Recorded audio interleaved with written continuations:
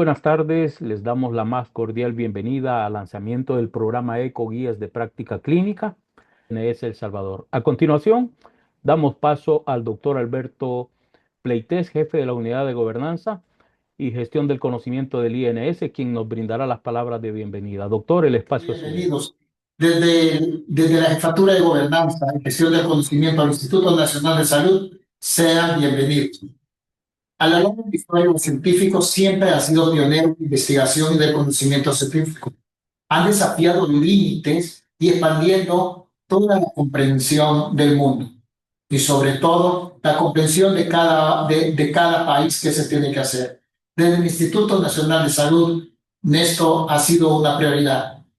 Una guía práctica clínica basada en evidencia es un conjunto de recomendaciones sistemáticas que ayudan a los profesionales de salud, a los pacientes y sobre todo a los tomadores de decisiones para poder tomar toda una guía de cómo tratar diversas patologías.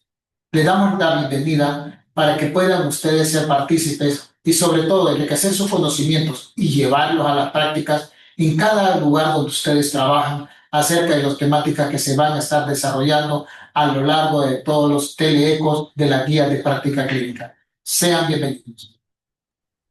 A continuación, invitamos a la doctora Rocío de Los Ángeles Cajar, quien es la coordinadora, como bien lo decía, de la guía de práctica clínica, para compartir palabras alusivas a la creación de este nuevo programa. Muy buenas tardes. Gracias a cada uno de ustedes por haberse conectado en este espacio virtual. El programa ECO Guías Clínicas que comienza este día es más que una actividad académica. Es una oportunidad para podernos conectar, aprender y crecer como sistema de salud. Realmente se busca a través de esta estrategia poder que el conocimiento se acerque con la experiencia a lugares donde probablemente no podemos estar en este momento concentrados y obtener un poco más de experiencia.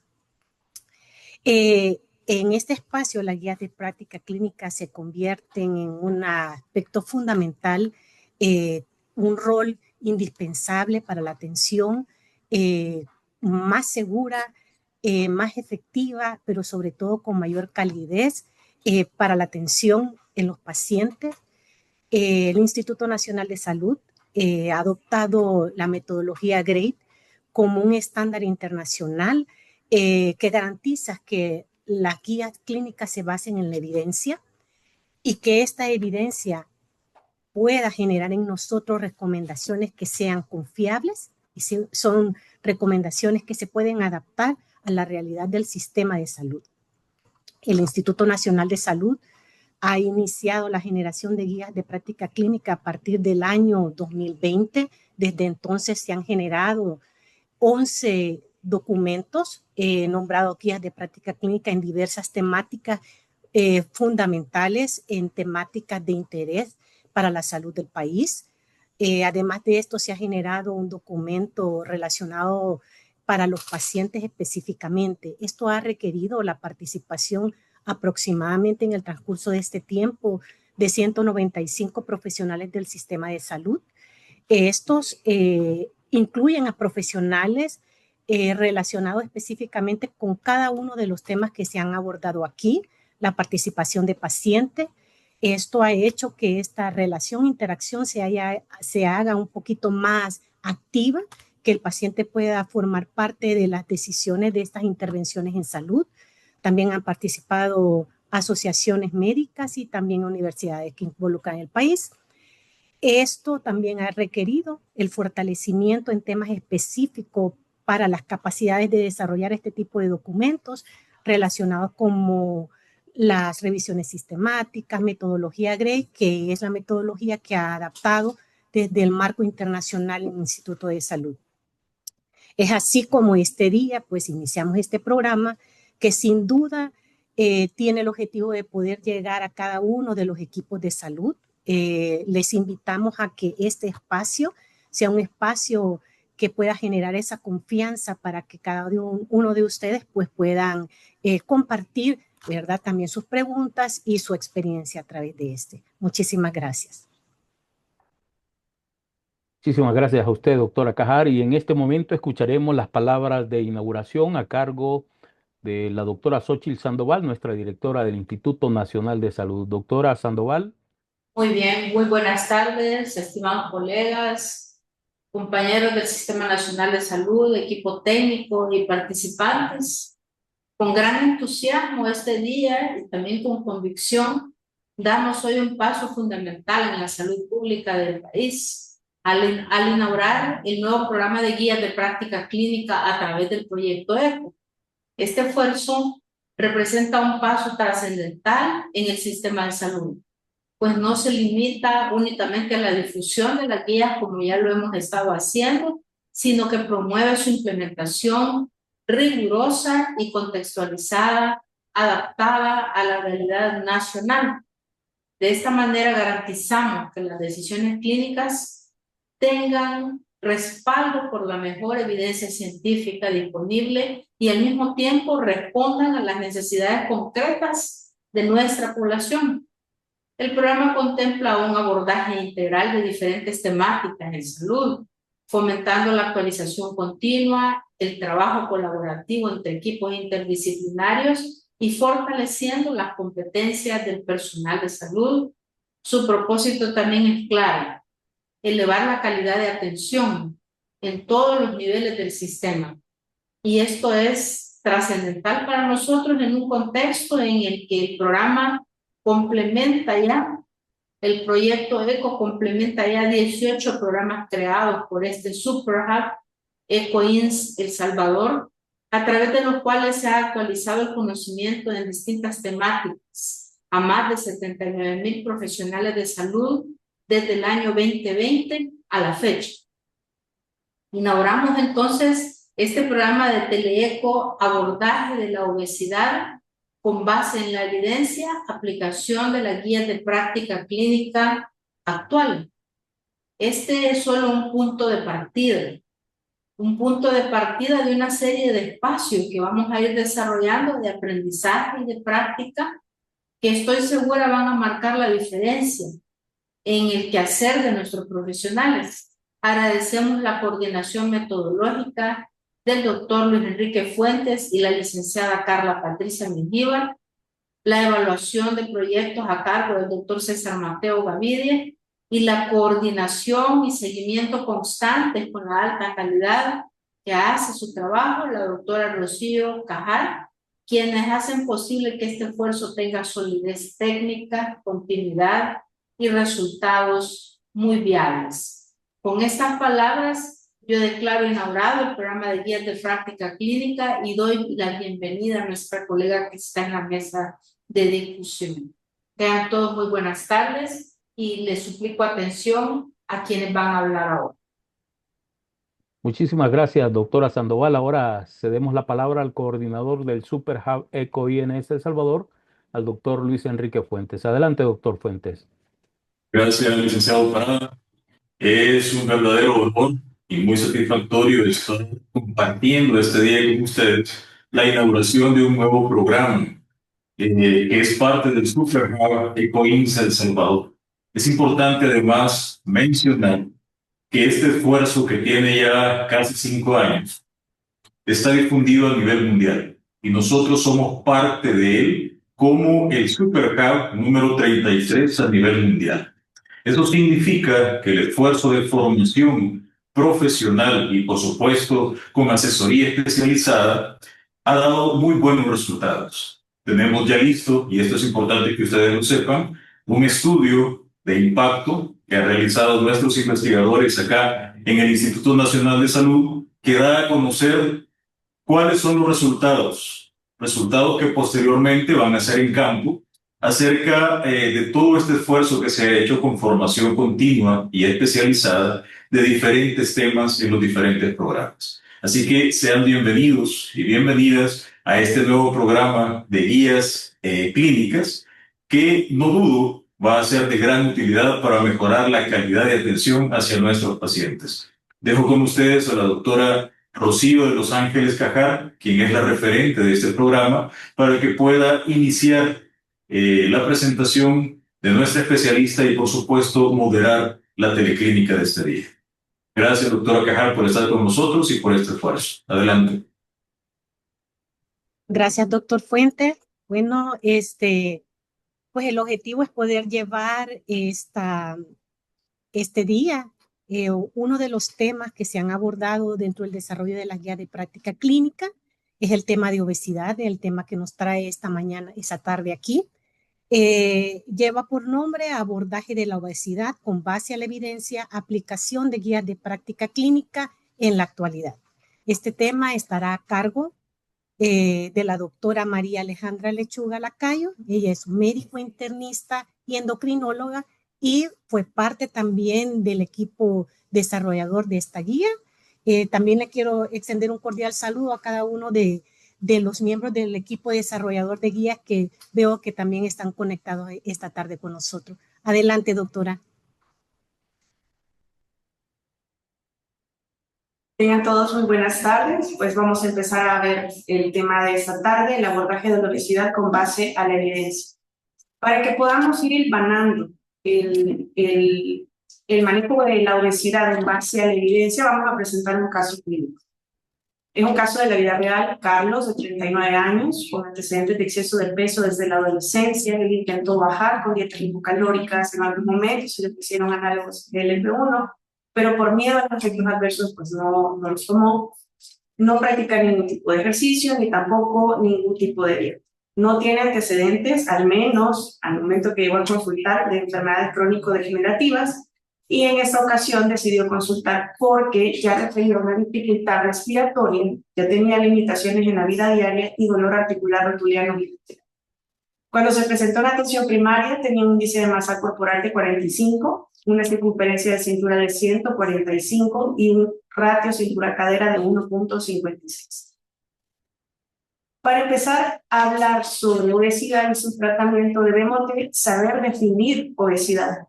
Anteriormente, pues lo definíamos según la Organización Mundial de la Salud, que actualmente sigue siendo la forma en cómo nosotros lo clasificamos.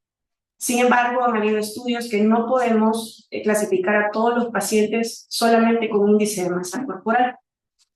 Es así como la revista Lancet, hace más o menos 8 meses, sacó un estudio, ¿verdad? Donde se reunieron múltiples médicos que estaban a cargo de la atención de obesidad en los pacientes en clínicas especializadas en diabetes, en obesidad, y pues ahí fue cuando se dieron cuenta que no podemos clasificar la obesidad solo con índice de masa corporal. Les pongo este ejemplo.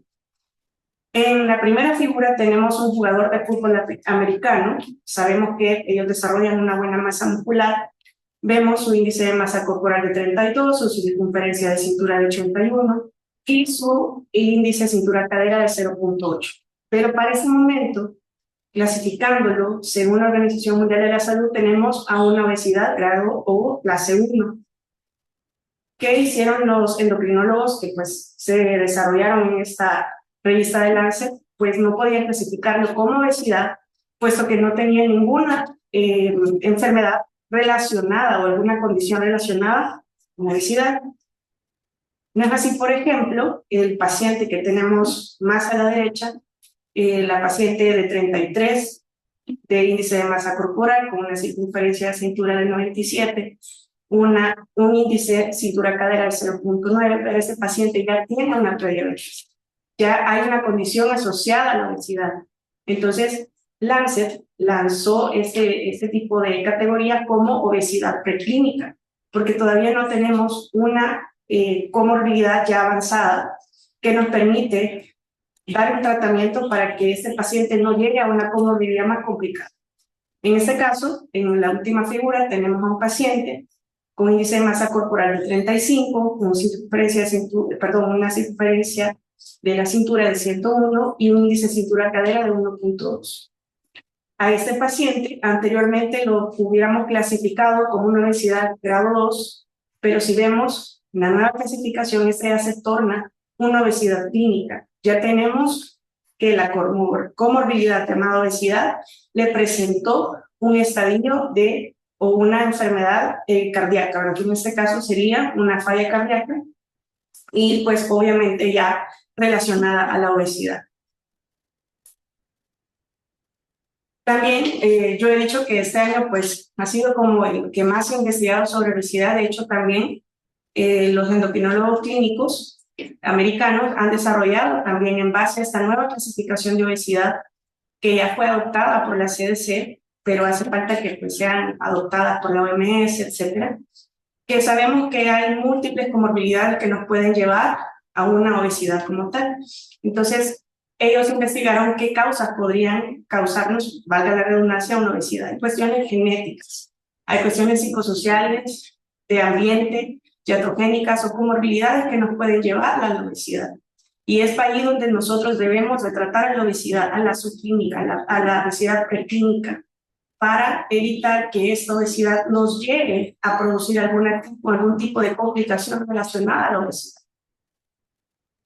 Estos endocrinólogos clínicos también han hecho estadios de enfermedad como obesidad preclínica, en donde ahí ya se da una prevención secundaria. Ya sabemos que el paciente puede tener prediabetes, sabemos que el paciente puede tener una dislipidemia y que hasta el momento no se encuentra ninguna complicación de estas comorbilidades. Pero los estadios 2 o 3 serían aquellos pacientes que ya presentan una complicación como tal de la obesidad.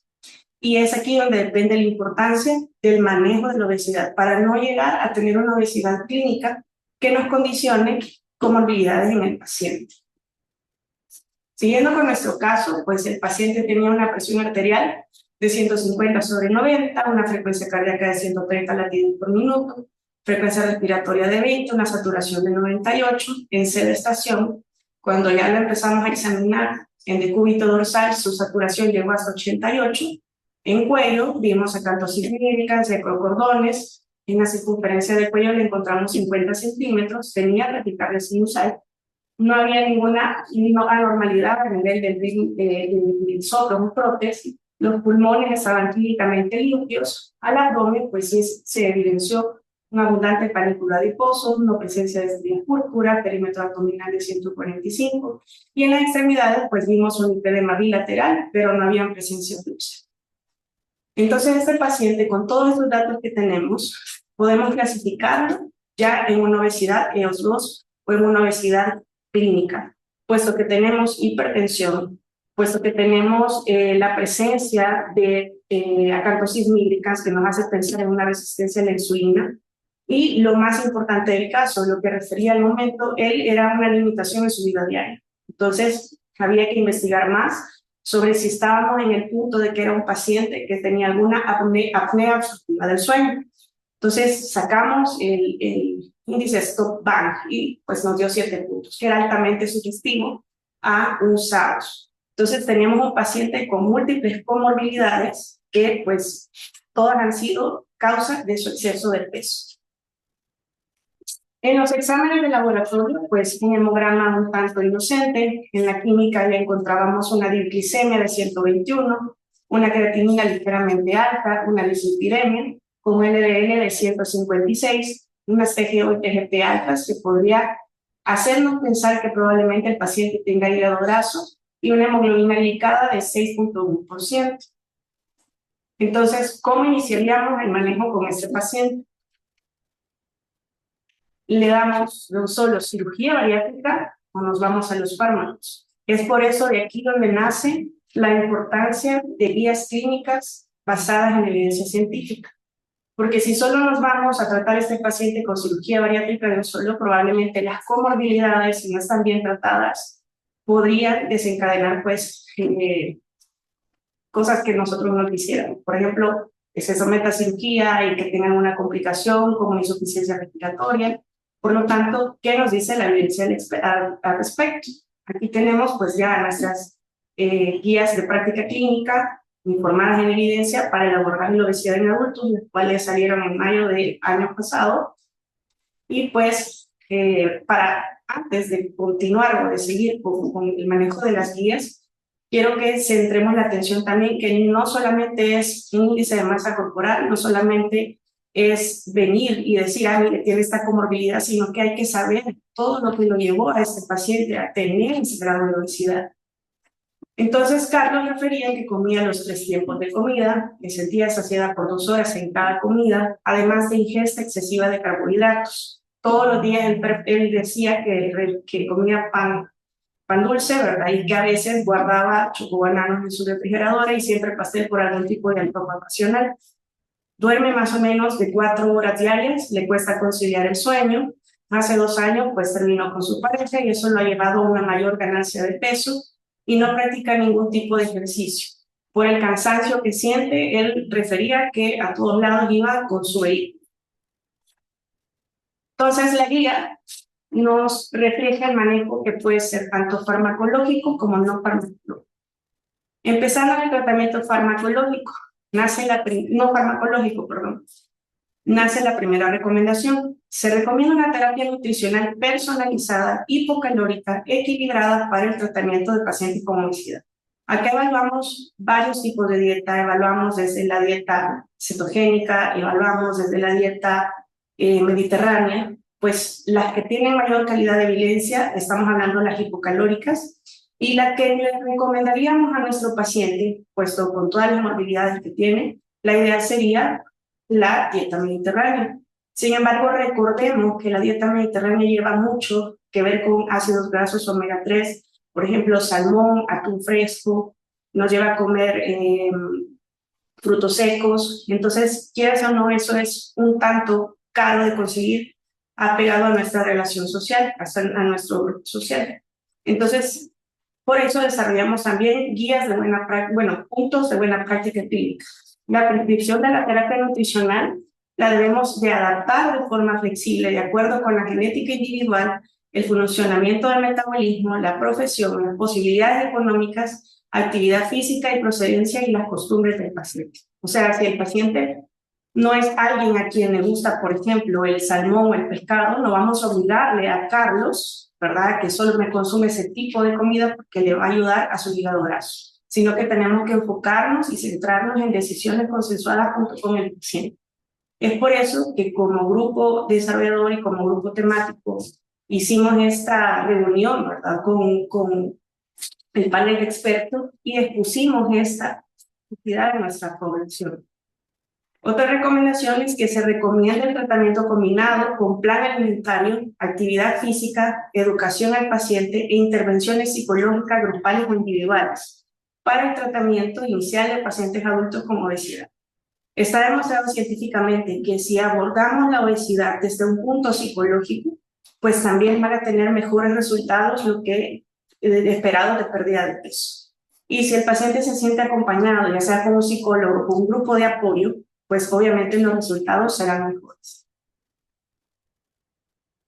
Otro punto de buena práctica clínica es que para la elección del tratamiento combinado debe de considerarse las preferencias individuales de la persona, la edad, aspectos sociales y experiencias con intentos anteriores para el manejo de la obesidad.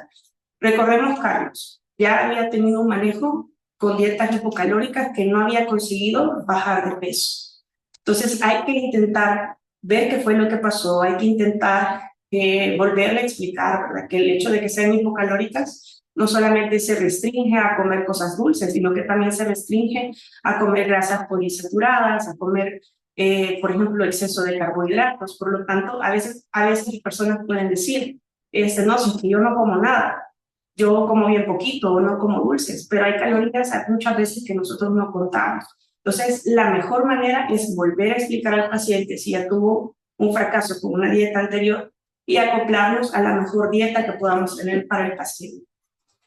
El grado de obesidad del paciente, así como el mayor riesgo para su salud, según la circunferencia de cintura, tiene mucho que ver también en la elección del tratamiento combinado y las comorbilidades del paciente y su condición física. Yo no le voy a pedir, por ejemplo, a Carlos que me vaya a hacer un ejercicio, me vaya a correr un triatlón. Se va a decepcionar. Entonces hay que empezar a hacer ejercicio, hay que explicarle que su vida debe de ser un tanto menos sedentaria, que si iba con su vehículo a todas partes, pues lo haga de manera caminando en base a sus posibilidades. Los objetivos terapéuticos, como otro punto de buena práctica clínica, deben ser evaluados de forma individualizada con el paciente con seguimiento previo. Es muy importante que establezcamos en el consultorio metas claras del tratamiento, metas realistas del tratamiento. Hay que explicarle al paciente cuánto es lo que nosotros esperamos que pierda de peso. No esperamos que teniendo 230 libras, pues me pierda 70 libras en un mes, sino que tiene que ser de manera escalonada, con esfuerzo continuo del paciente y del clínico que lo está tratando. Como otra recomendación tenemos el ejercicio aeróbico y o de fuerza de 3 a 5 veces por semana y deben de ser de 30 a 60 minutos por sesión.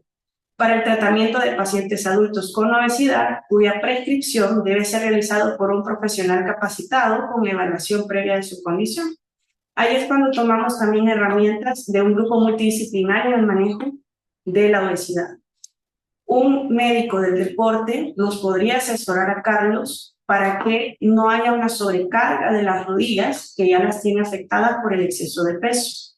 Entonces el médico del deporte podría ser capaz de explicarle este tipo de ejercicios. Ahora, lo que les decía anteriormente, no puedo pedirle a Carlos que me haga todo el tiempo o que intente de la noche a la mañana hacerme 30 o 60 minutos de ejercicio.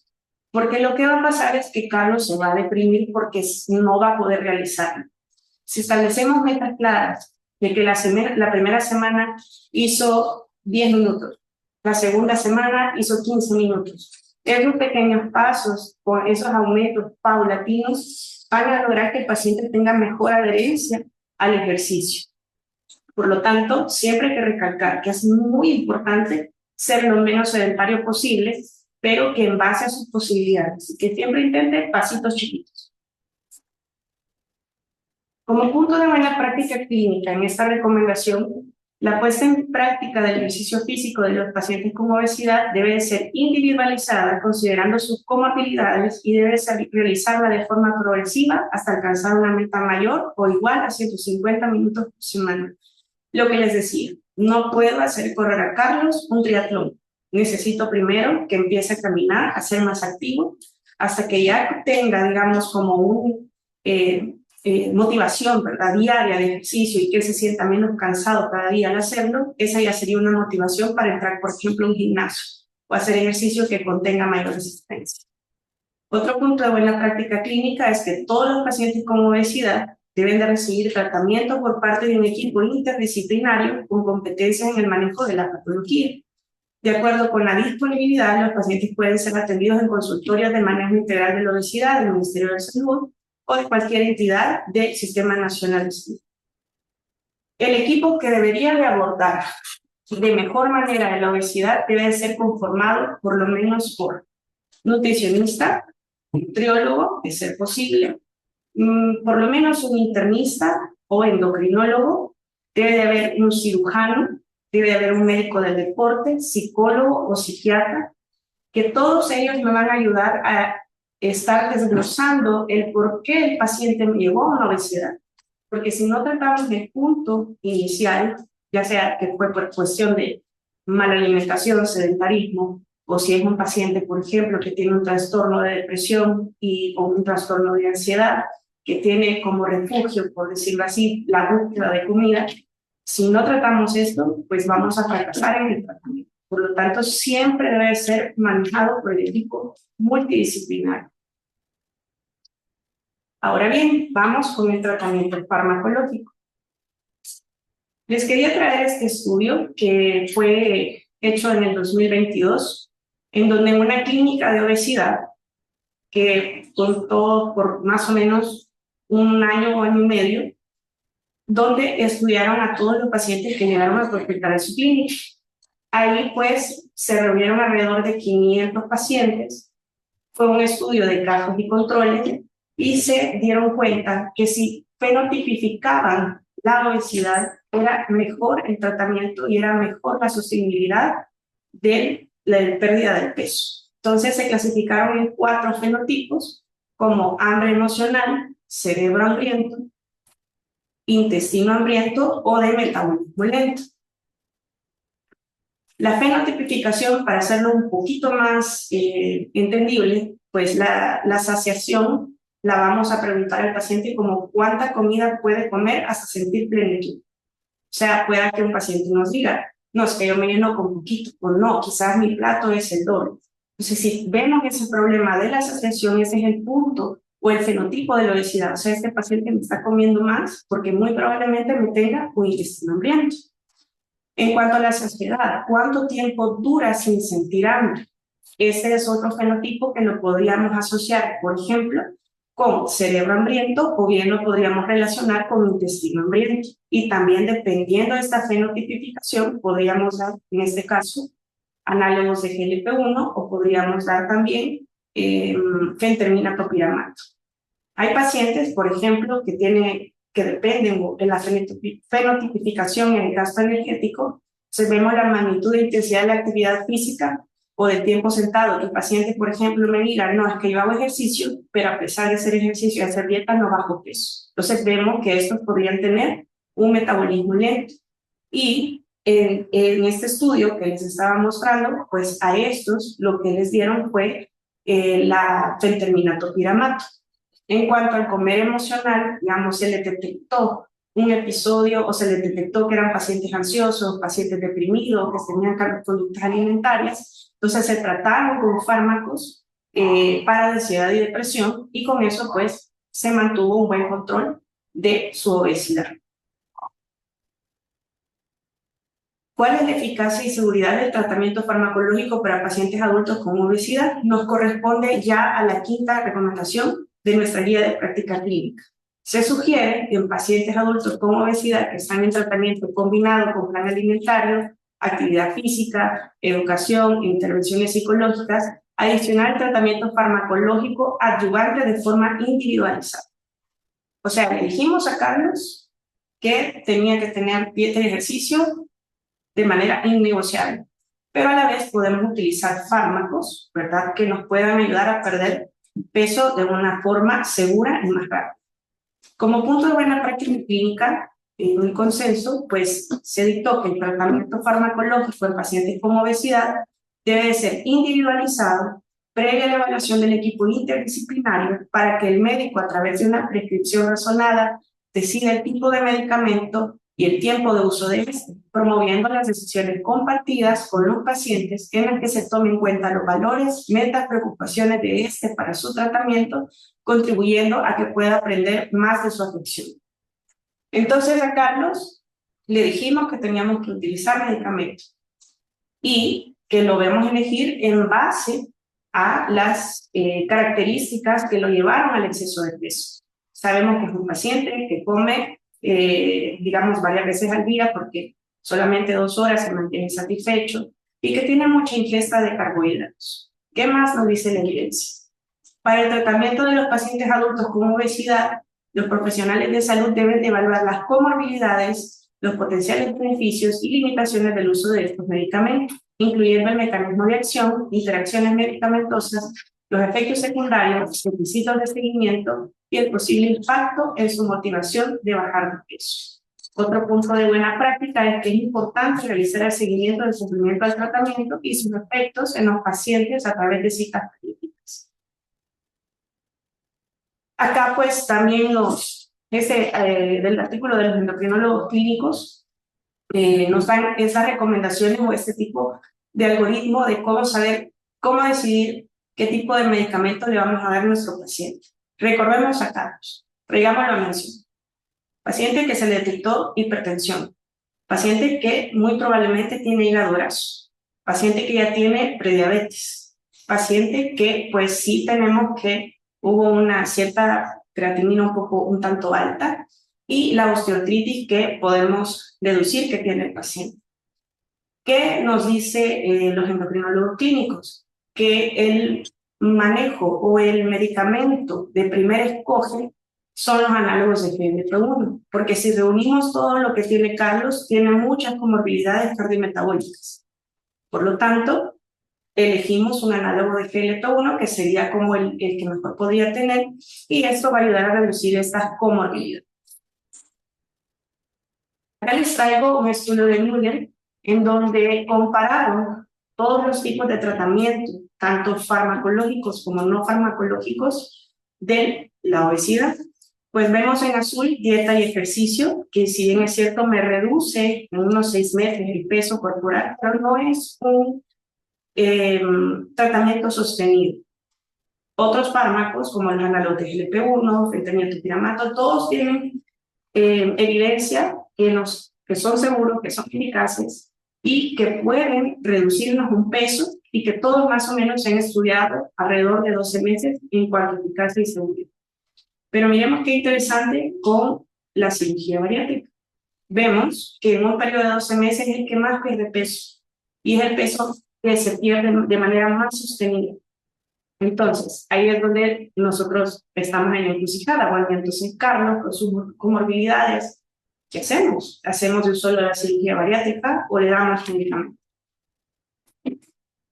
¿Se recuerdan que les mencioné de la fenotipificación? Entonces, en este estudio, lo traigo a mención nuevamente.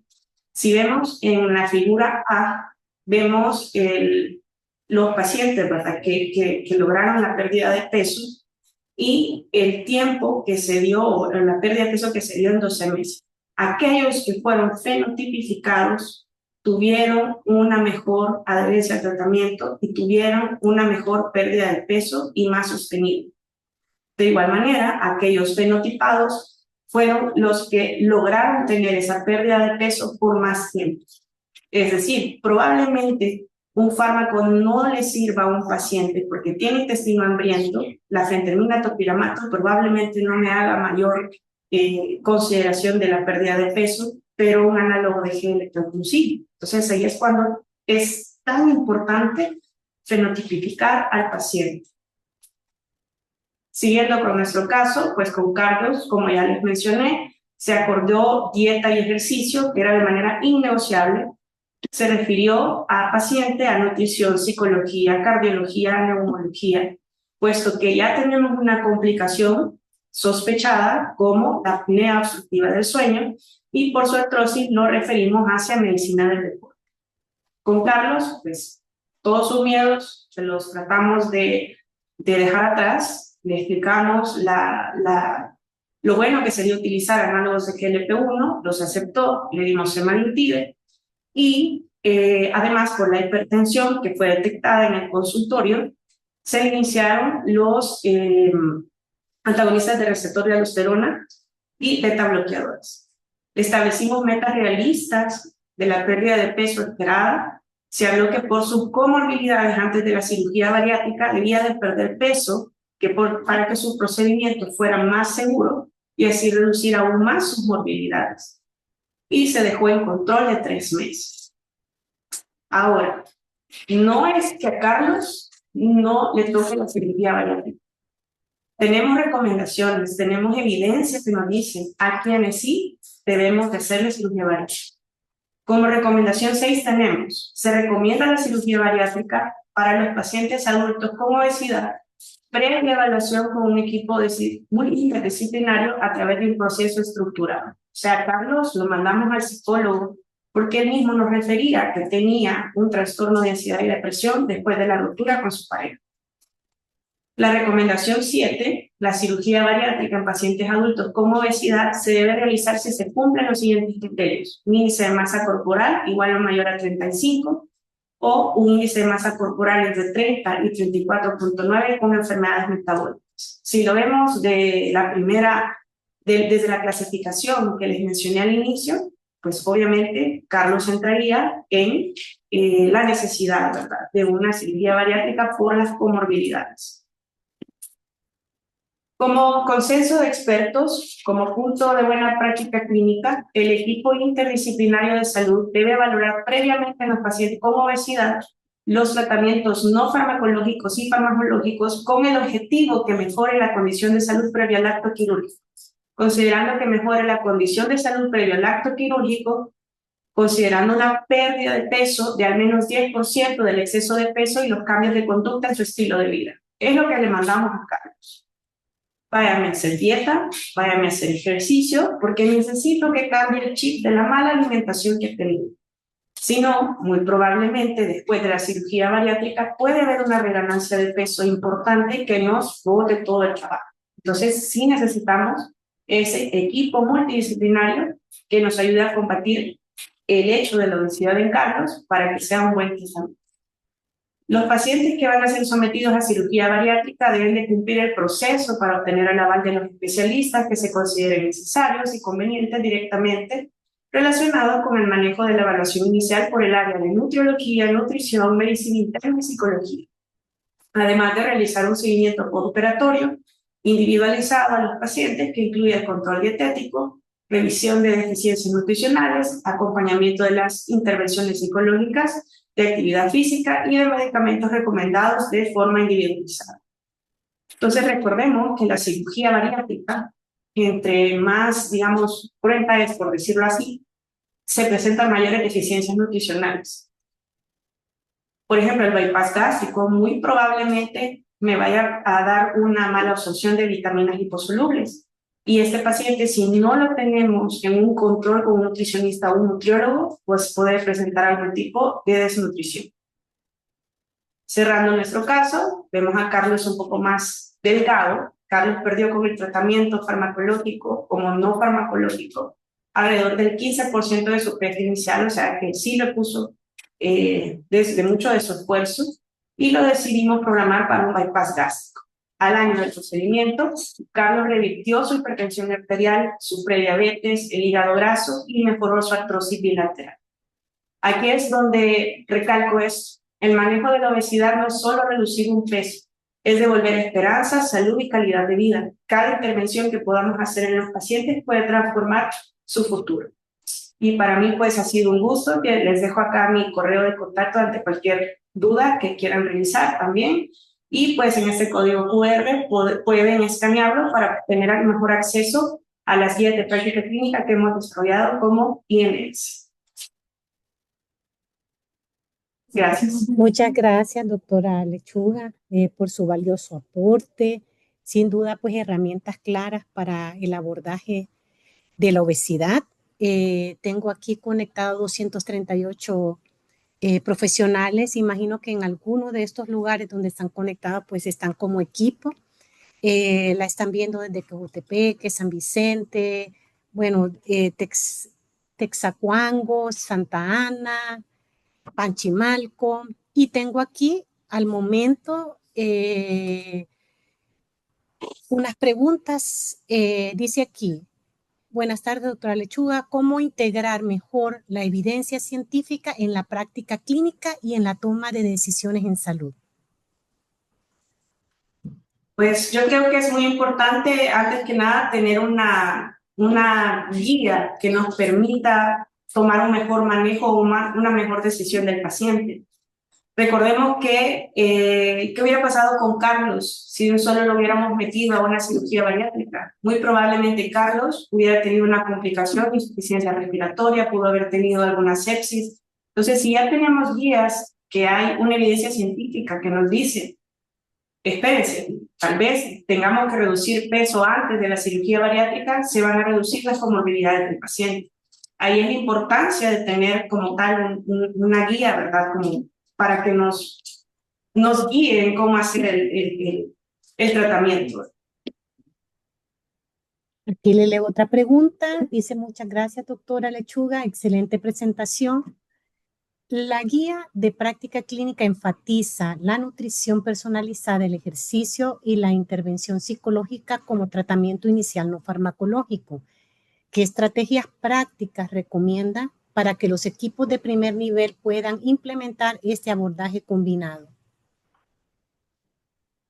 Pues yo quizás recomendaría, tal vez no tenemos una recomendación como tal, ¿verdad? De cómo abordar una clínica o algo, pero si se reúne una cierta cantidad de pacientes, ¿verdad? En donde se les puede explicar las comorbilidades a las que nos lleva la obesidad, si pudiéramos tener un grupo de apoyo o charlas, ¿verdad? De lo que la obesidad nos puede causar, pienso que puede ser muy importante para que el paciente tome conciencia de que hay que empezar desde la dieta, hay que empezar desde el inicio del ejercicio para no tener una comorbilidad como tal. Entonces, si nos enfocamos en eso, en que en las unidades de salud existen a veces muchos sesgos o existen a veces estereotipos del exceso de peso, por ejemplo, que digan, allá la señora gordita que está allá, solo eso hace un estigma y hace un sesgo hacia el personal de salud. Entonces, el abordaje que también tenemos que tener hacia los pacientes es la persona que vive con obesidad, la persona con exceso de peso, desde no estigmatizarlos, desde no ponerles un apodo, como decirle así, desde ahí estamos ya dando la diferencia del paciente. Gracias. Aquí, bueno, se reportan desde Cojutepeque, extienden felicitaciones también, que gracias por compartir los conocimientos, desde Sibas y la Libertad, desde Oficina de Enfermedades No Transmisibles, excelente ponencia, muy bien explicado. Buenas tardes, desde Dulce Nombre de María, el abordaje psicológico debe ser desde la primera consulta. Pues me parece que sí es muy importante, ya que a veces hay trastornos psicológicos o psiquiátricos que nos están escondiendo un trastorno de obesidad. Es decir, a veces el paciente por ansiedad come y eso es lo que llamaríamos cerebro hambriento. Entonces, si ese paciente tratamos esa ansiedad, muy probablemente va a mejorar el paciente su peso. Entonces, desde que vemos al paciente, digamos que consultó por insuficiencia respiratoria, qué sé yo, porque se cansa al caminar, desde ahí es donde debemos indagar qué lo llevó al exceso de peso. ¿Será que duerme bien? ¿Será que tiene algún problema interpersonal? ¿Cómo fue que empezó a engordar? ¿Cómo fue que empezó a tener sus problemas de salud? Y si en eso encontramos de alguna manera que el paciente sí está ansioso, que sí está deprimido, si lo abordamos con profesionales de salud que atienden ese tipo de comorbilidades, pues sí va a ser, digamos, un pilar en el manejo de pérdida de peso. Posteriormente el paciente se puede empoderar y decir, no, tiene razón, yo puedo salir de este, por decirlo así, hoyo en el que estoy de depresión, puedo empezar a hacer ejercicio, puedo empezar a comer y ver que eso nos puede hacer sentir mejor, ¿verdad? La dieta y el ejercicio, que sería como el pilar en el tratamiento de obesidad, pero que también tiene mucho que ver con la psicología. Otra pregunta dice, la guía recomienda el tratamiento farmacológico como adyuvante y de forma individualizada. ¿Qué criterios clínicos deben pesar más al seleccionar el medicamento adecuado? Los criterios que deben de pesar más deben de ser las comorbilidades que acompañan a la obesidad. Por ejemplo, yo no puedo elegir pentermina topiramato para perder peso si es un paciente que ya tiene un desorden, por ejemplo, de depresión, o si es un paciente que tiene hipertensión arterial no controlada. Ese paciente no es candidato de pentermina topiramato. Si el paciente, por ejemplo, tiene hígado graso, como caso de Carlos, que tiene hipertensión arterial, que tiene prediabetes, pues yo elegiría un fármaco que me controle lo metabólico. En este caso puede ser un análogo de GLP-1. Ustedes me podrán decir, pero con la pentermina topiramato, Carlos podría perder peso. Sí, podría perder peso y eso reducir sus comorbilidades. Pero estamos viendo todas las comorbilidades que tenía Carlos. Entonces, es como decir, matar 3 pájaros de un tiro, el Ozempic va a ir digamos, como atacar las comorbilidades que tenía Carlos. Entonces, el manejo debe de ser en base a las comorbilidades de cada paciente. Si, por ejemplo, tiene un exceso de peso importante, no tiene hipertensión, no tiene prediabetes, no tiene hígado graso, no tiene ninguna comorbilidad, pues un paciente podría utilizar pentermina topiramato. Por ejemplo. Sí. Hay saludos desde la Unidad de Salud de San Miguelito. También un comentario sobre que hace más falta la capacitación de nuestro personal multidisciplinario para tratar a las personas con obesidad. Hay otra pregunta, dice, excelente presentación, doctora Lechugas. Una pregunta, ¿qué opinión le merecen los dispositivos tecnológicos para ayudar a perder peso, como relojes inteligentes, por ejemplo? Bueno, es una herramienta muy importante. De hecho, en la práctica clínica y en las guías también menciona una recomendación de que podemos utilizar dispositivos tecnológicos que nos permitan alcanzar objetivos claros. Por ejemplo, si yo a Carlos le hubiera dicho, me va a empezar a caminar 10.000 pasos diarios. Entonces, ¿cómo va a ser la mejor manera para saber que ha hecho esos 10.000 pasos? Relojes inteligentes. Eso me va a permitir ver cuántos pasos dio y es de una manera casi que objetiva, ¿verdad? Recordemos que tiene que ser una herramienta que esté validada. No todos los dispositivos electrónicos están validados, pero al menos sabemos que los que tienen sujeción de la mano son los que tienen como mayor evidencia.